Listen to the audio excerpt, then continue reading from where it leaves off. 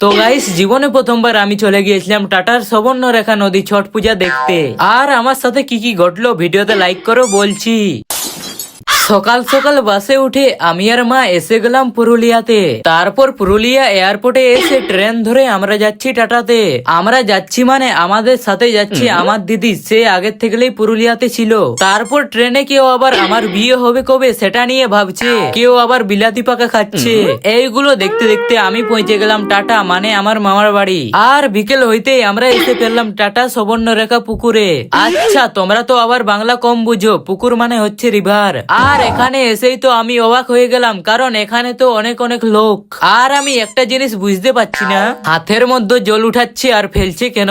তারপর রাত হওয়ার কারণে মামা বাড়িতে এসে গেলাম। আবার ভোরবেলা চলে গিয়েছিলাম পুকুরে, না মানে নদীতে। আর সবাই জলের মধ্যে দাঁড়িয়ে আছে সূর্যের অপেক্ষার জন্য।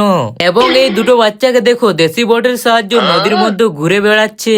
আর কোন রকম ভাবে যদি দেশি বোটটা পাংচার হয় তাহলে ভগবান দেখা পাবে।